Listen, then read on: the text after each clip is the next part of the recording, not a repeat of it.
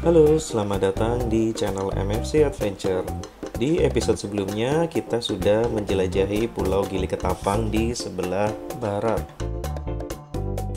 Saya Adit, karyawan swasta berusia 34 tahun yang hanya bisa bebas menjelajah di hari Sabtu dan Minggu. Perjalanan ke Gili Ketapang selalu menjadi kepuasan tersendiri setelah penat bekerja di awal pekan. Melihat potret kehidupan masyarakat pulau seakan memberikan penawar akan ketatnya persaingan dunia modern. Bagaimana potret kehidupan yang selalu menarik minat saya untuk kembali?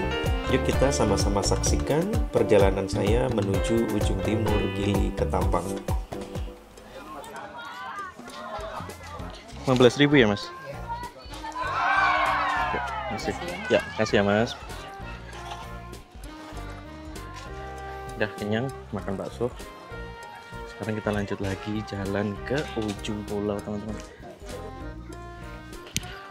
Kita masuk ke dalam perkampungannya. Nah, sini juga ada tempat bersandarnya kapal juga ya teman-teman. Jadi kalian bisa memilih mau ikut jasa tur yang mana teman. Tapi rata-rata untuk harga semuanya sama ya, di kisaran 100.000, dan 100.000 itu sudah termasuk kapal perjalanan kapal bolak-balik, makan siang, dan juga snorkeling. Nah, ini juga salah satu keunikan di Gili Ketapang ya. Karena di sini kambing itu dibiarkan berjalan bebas di sekitar pulau.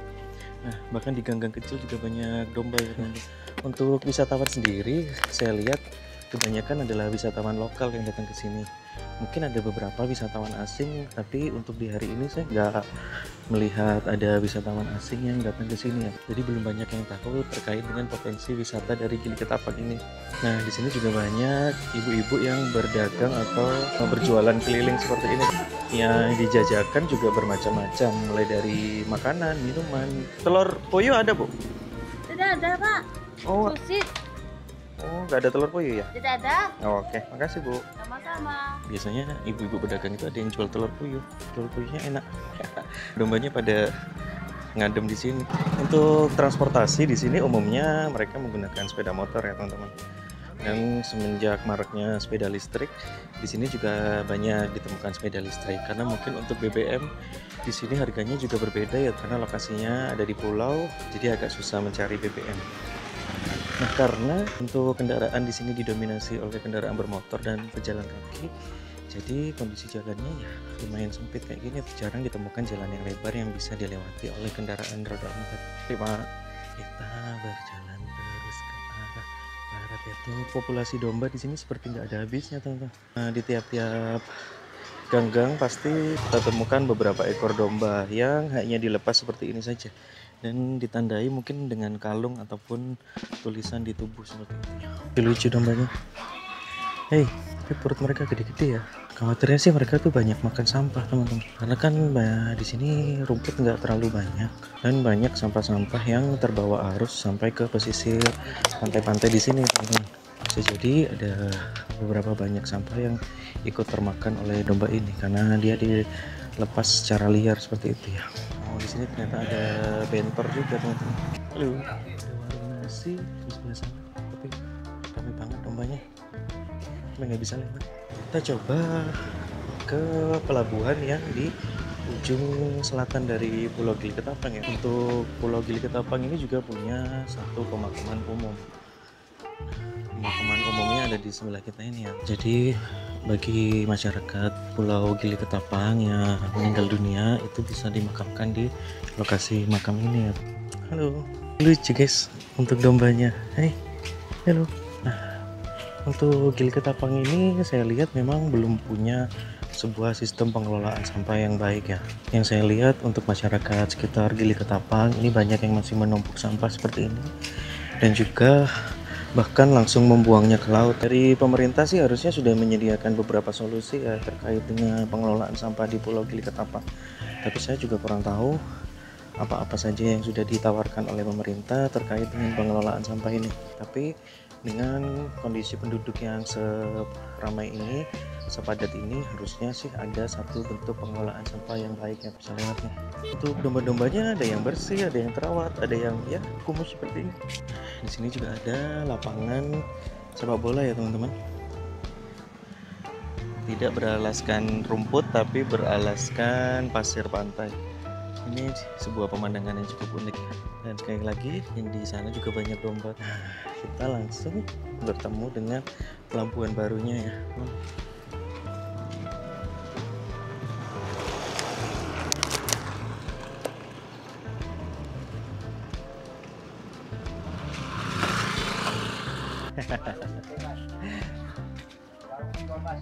Iya Pak, warung apa ini Pak? Warung senggol, siap-siap. Ini di utara pelabuhan ya Pak? Oh iya Pak, ini pelabuhan baru ya Pak? Ya termasuk baru ini.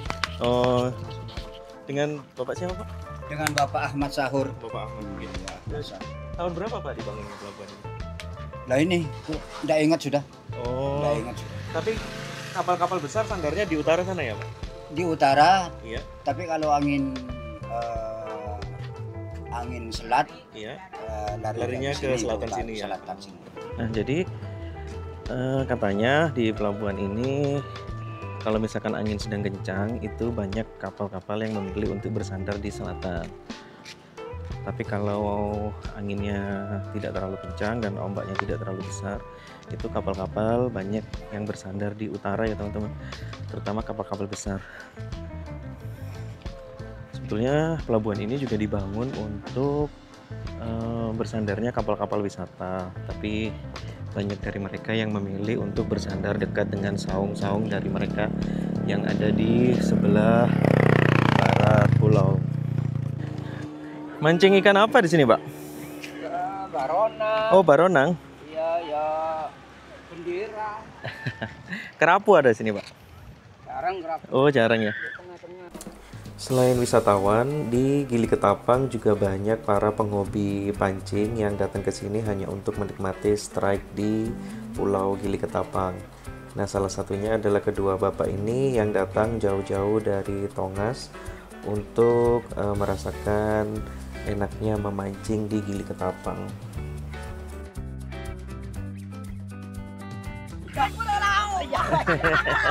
Buaya gua. Lah, di sini sekolahnya sampai SMP tok ya? SMA ada? Ya, ada. Oh, sebelah mana ya SMA ini? Gili Ketapang walaupun hanya sebuah pulau kecil di utara Pulau Jawa, tapi Gili Ketapang juga memiliki fasilitas pendidikan yang lengkap ya, mulai dari SD, SMP sampai SMA. Jadi anak-anak Gili Ketapang ini mendapatkan pendidikan selayaknya anak di Pulau Jawa ya teman-teman.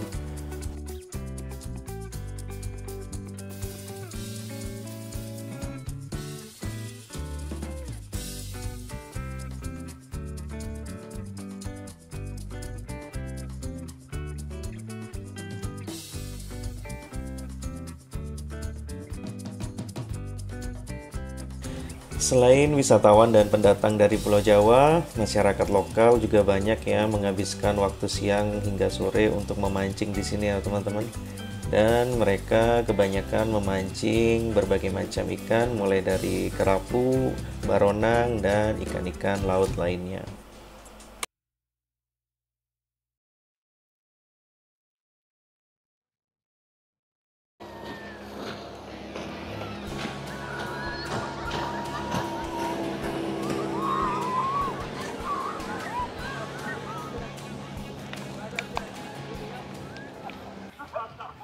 Jadi ini adalah manifestasi dari permasalahan sampah di Pulau Gili Ketapang ya teman-teman. Jadi sampah yang terbawa arus itu kembali lagi ke pulau dan menumpuk di sekitaran dermaga. Dan sampah-sampah ini juga sesekali dibersihkan ya teman-teman. Tapi kalau cuaca sedang buruk, biasanya sampah-sampah ini akan hanyut dan terbawa kembali ke pesisir pantai.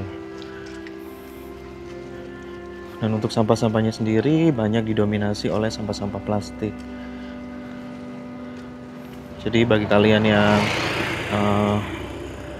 suka membuang sampah sembarangan ya, disinilah sampah-sampah kalian berakhir teman-teman, menjadi kesakitan untuk orang lain di tempat lain yang jauh. Kita akan melanjutkan lagi perjalanan ke arah timur Pulau Gili Ketapang. Kalau kita hitung-hitung, untuk kita bisa mengelilingi Pulau Gili Ketapang ini memakan waktu tidak lebih dari 1 jam ya teman-teman. Karena memang pulau ini pada dasarnya tidak terlalu luas. Dan untuk jalan-jalannya juga sudah bisa dilewati seperti ini teman-teman, karena dari ujung sampai ke ujung pulau itu sudah didominasi oleh perkampungan dan juga permukiman. Nah, kita juga melihat di sini ada beberapa tempat-tempat sampah yang besar ya. Walaupun mayoritas dari mereka ini kosong, tapi berarti di sini ada satu bentuk pengelolaan sampah ya teman-teman. Mungkin sampah-sampah ini nantinya akan diambil dan dikelola oleh pihak pemerintah setempat ya.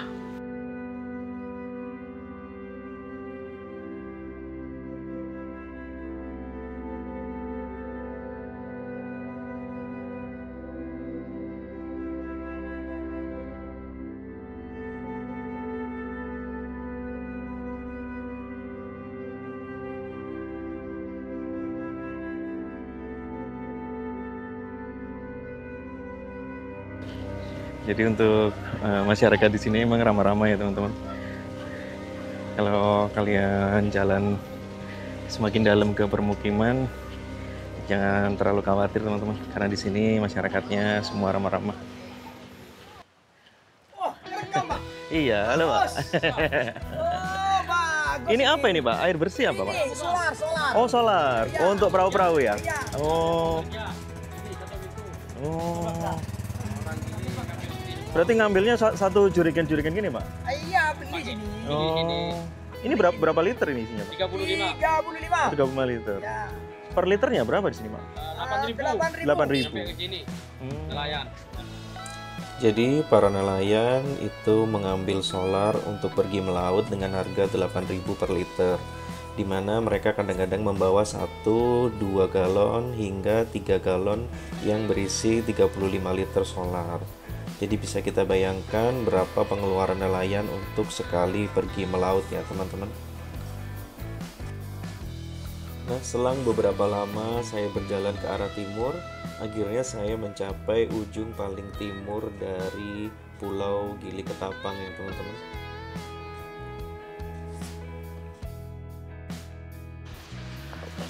Wah, akhirnya kita sampai di pantai Gua Kucing. Dan pantai ini lokasinya ada di sisi paling timur dari Pulau Gili Ketapang. Nah, untuk Gua Kucingnya itu ada di mana sih juga bingung teman-teman. Tapi anak kucing teman-teman.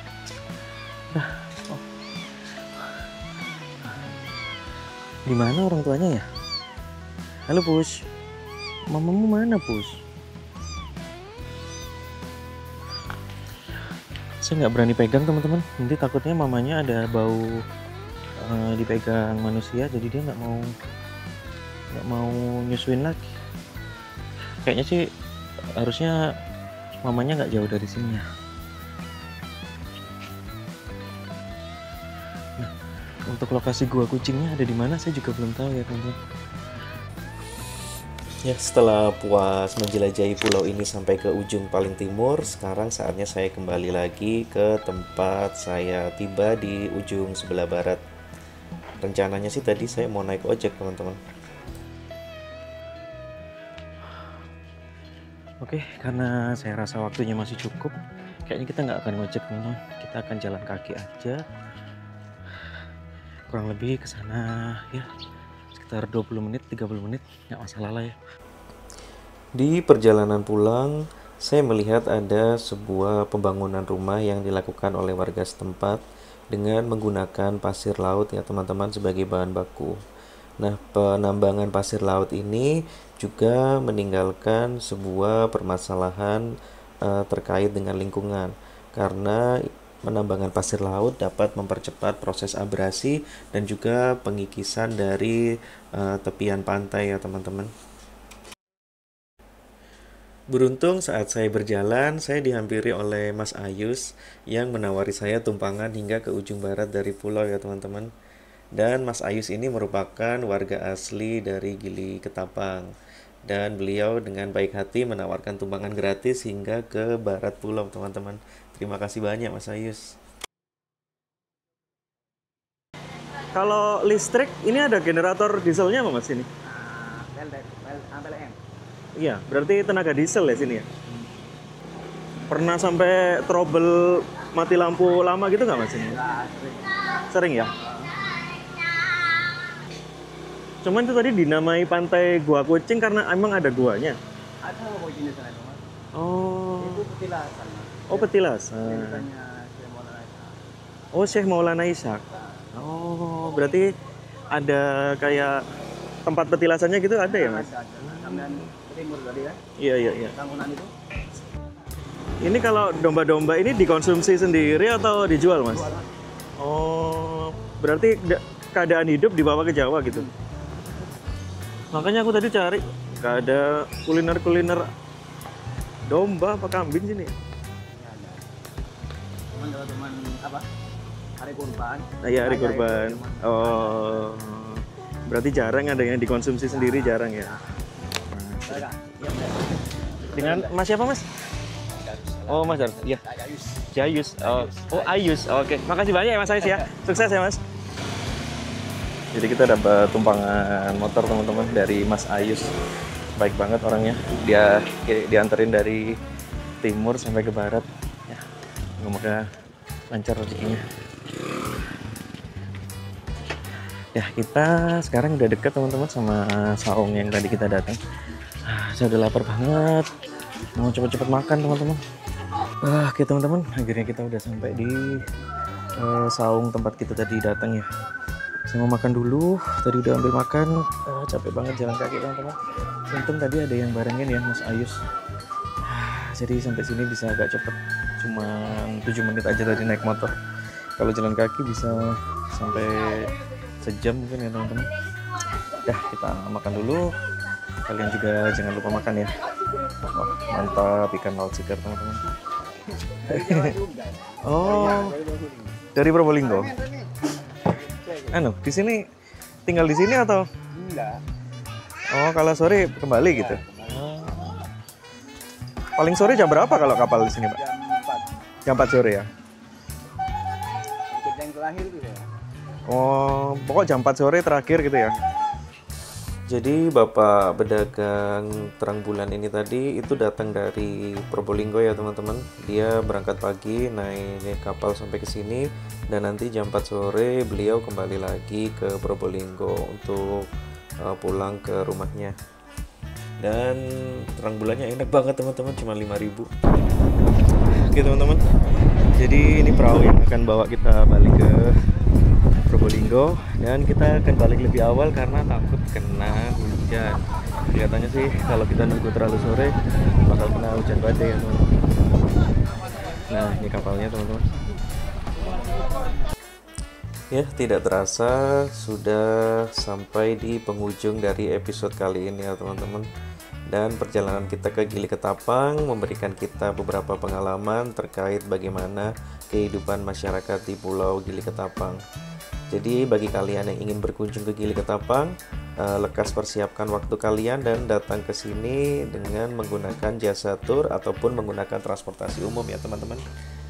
Jadi sampai ketemu di perjalanan-perjalanan kita berikutnya dan jangan lupa subscribe channel ini dan like jika kalian suka ya teman-teman. Sampai jumpa dan sampai bertemu di episode-episode selanjutnya.